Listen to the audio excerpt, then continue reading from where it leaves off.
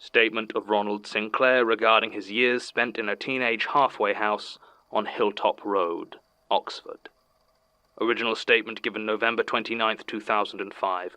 Audio recording by Jonathan Sims, head archivist of the Magnus Institute, London.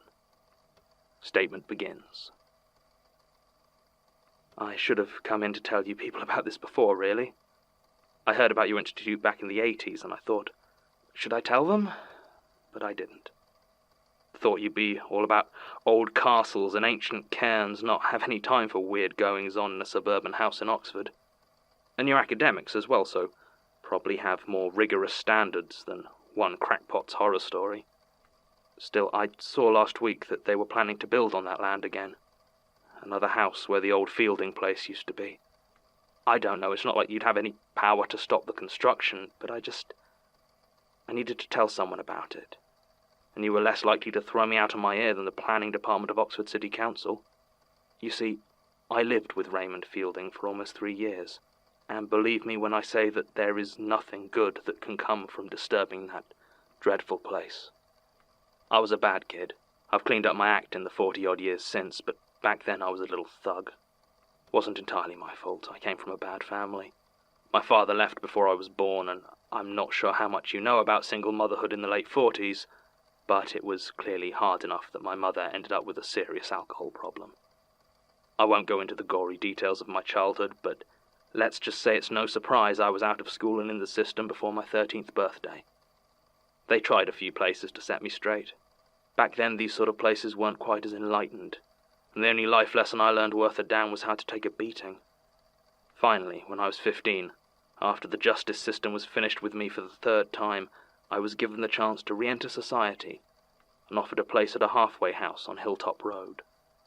It's weird. I've tried to get information on it so many times in the years since, but there's nothing there. It's like it never existed. I mean, this was a long way pre-digital, and files got lost plenty, but it still bothers me.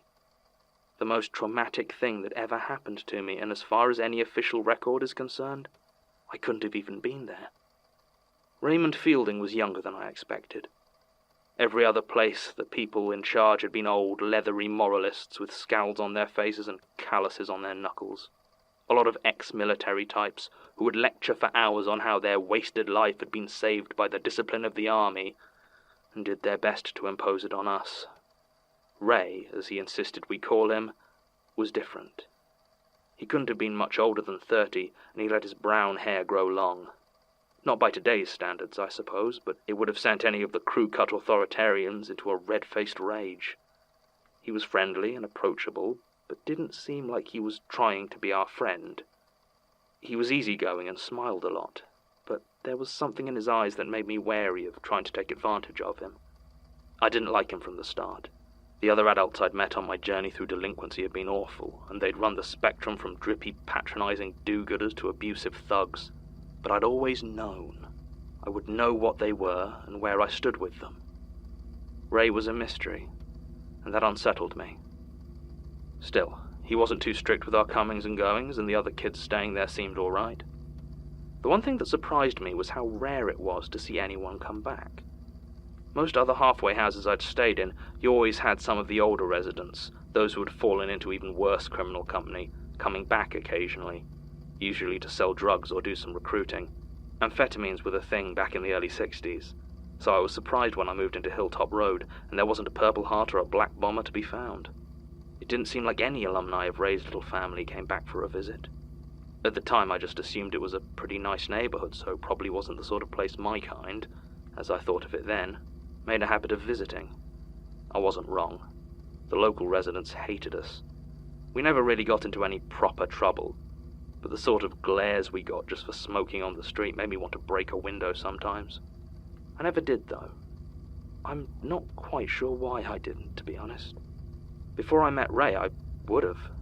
There were plenty of broken windows in my past. There was something about living there, though, that dulled the urge. My memories of a lot of my time there are, well, not exactly foggy, but feel almost like I'm watching someone else's memories. I remember that it sometimes felt like I'd do things without actually deciding to do them, like it was just muscle memory moving me or a string gently guiding me. It was never bad or dangerous stuff, just things I wouldn't normally have done, like brushing my teeth. I'm glad for it now I've passed 60 and teeth have stopped being something I take for granted. But at 15 the thought never even crossed my mind. But when I lived on Hilltop Road, I cleaned them every night. Up and down and side to side, my arm moving like I didn't even need to think about it. The other kids living there were the same. At least, I think they were. I remember them being kind of dull. Not that they were boring exactly, we'd spend time together and smoke and play games and the like, but there was something about them, as though there were some things that they said and did without anything behind them. Occasionally there'd be flashes of something, like the time me and Dick Barradale snuck out after dark and set Mr. Hainsley's bins on fire, but mostly they were quiet, almost placid. I'm sure they'd have said the same things about me, and at the time nothing seemed amiss. I did what I did because it was what I was supposed to do, and it never struck me to question it. I'm not sure I really recognize who I became while living at that house. I did take up reading, though. There was a shop down in Cowley that kept a bucket of old pulp magazines, marked down to 6pence because they weren't the latest issue. I used to spend whatever money I had down there, and then I'd sit under the tree in the back garden and read them cover to cover, over and over again. They were daft, really, but I loved them. In the summer, with the leaves giving you just enough shade to keep cool, I'd say I was happier than I'd ever been before then. For the most part, Ray seemed content to stay out of our hair and leave us to our own devices. He had his own study in the basement where he spent almost all his time, and usually trusted one of us to go to the grocer's for food and sundries. Aside from church, which he made us attend with him every Sunday, he rarely went out at all.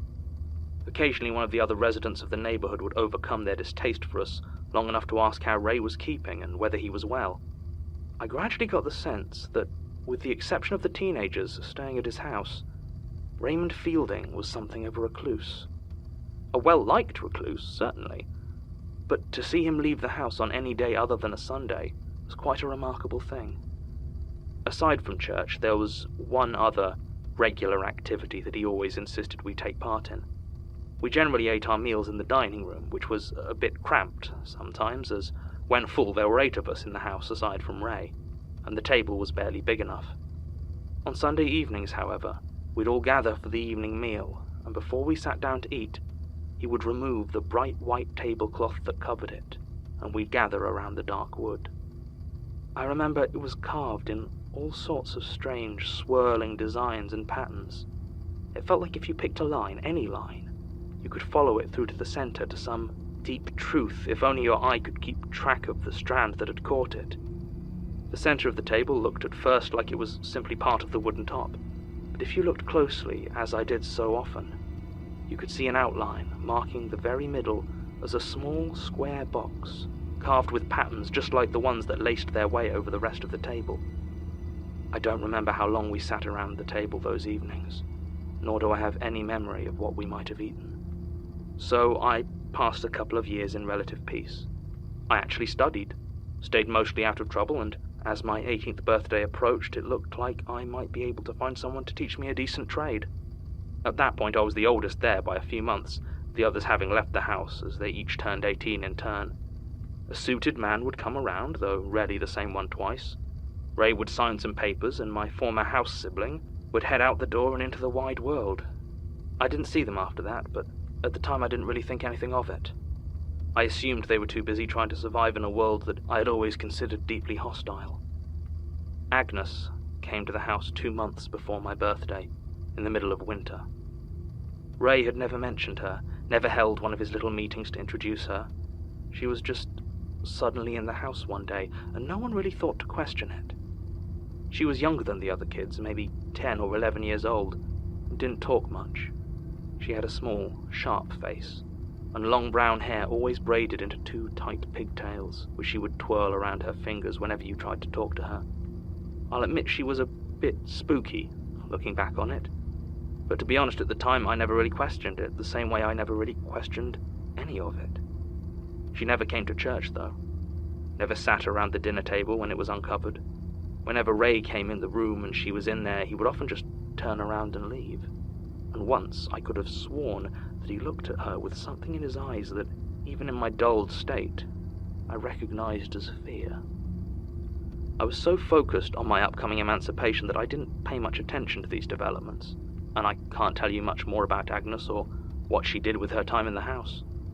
All I know is that when the man from the Children's Committee came with the papers for Ray to sign, she was standing at the bottom of the stairs, watching me with an expression that looked almost playful. Ray signed the documents to remand me fully back to state custody. The age of majority back then was 21, but from 18 I was expected to be finding work and accommodation on my own. It was all a bit surreal, watching pens sign my life into its different stages without holding any of them myself. As the man in the suit told me to follow him in a clipped BBC accent, Agnes walked over and gestured for me to lean down and listen to her. I did so, but instead of a conspiratorial whisper, she just gave me a quick kiss on the cheek, then ran off down the hall. I stood there for a moment confused, before my temporary guardian once again instructed me to follow him. I did so, and the cold air of the outside hit me like a slap across the face. We walked for a few minutes to the end of the road, and I felt as though my meagre suitcase was almost frozen to my hand. He told me to wait there while he brought his car around, then disappeared down a side street. I stood there as the bitter wind cut through my thin coat. The sun was out, but it didn't do much to soften the sharpness of the February air as I waited. Then, without warning, I wasn't waiting anymore. I had turned around, put down my suitcase, and started walking back toward Raymond Fielding's house. I didn't want to go back. I had no reason to go back, but I had apparently decided to anyway, because I knew that's where I was going. After 2.5 years, I was rather used to this feeling, but there was something else there this time, something in the back of my mind, a frantic, scuttling terror. It didn't do any good, though. I was returning to Hilltop Road, no matter what I might feel about it. Choice didn't even come into it. The door was unlocked when I returned, and the house was quiet. My eyes darted around, looking for anyone who might be able to tell me what was going on, why the fine threads that pulled me through my life had dragged me back here, but I was alone. I walked over to the door that led down into the basement into Ray's study, and I was suddenly struck by the realization that nobody other than him had ever gone inside, at least not to my knowledge. Nonetheless, I reached up and turned the handle. It twisted silently, and the door swung open, revealing a set of stairs leading down. Light bulbs in spherical lampshades lit the way, and the thought struck me that, given how much time Ray spent down here, it was surprising how many cobwebs there were. They covered every corner and lightly coated part of the walls. As I headed down the stairs, closing the door behind me, I saw even more, and came to the unsettling realization that what covered the bare bulbs were not, in fact, lampshades, but were instead thick clumps of cobweb. The sight that greeted me when I finally reached the bottom of the stairs was about as far from what I had expected as it could possibly have been. Rather than a study filled with books, papers, desks, or the like, the room was large and almost empty. The walls and ceiling were bare earth, and it looked more like a burrow than anything else. In the center of the room stood that strange, hypnotic table, though how he had gotten the heavy wooden thing down here was beyond me. The whole place was covered with a thick gossamer of spider's web, and in the thick clumps around the edges of the chamber I saw shapes I recognized. Doris Hardy, Dick Barradale, Greg Montgomery, the older ones who had left the house before I had. They lay still now, wrapped in their sticky cocoons. Their bodies seemed warped and bloated in a way I didn't recognize. But that's only because at that point in my life, I had never before seen a spider egg sac. In the chair sat Raymond Fielding. He looked the same as ever, that placid, unreadable smile still on his face. His brown leather coat seemed to shift around his body. The texture in the dim light seemed more like coarse fur. He didn't say anything, just watched as I continued to make my way towards the table. For all the terror strangling my heart at that moment at the discovery of the grotesque fate of my friends, I could still feel the bland, uncaring expression on my face, and found myself stood in front of the table as though nothing whatsoever was wrong. I reached over and pulled the wooden square from the center of the table.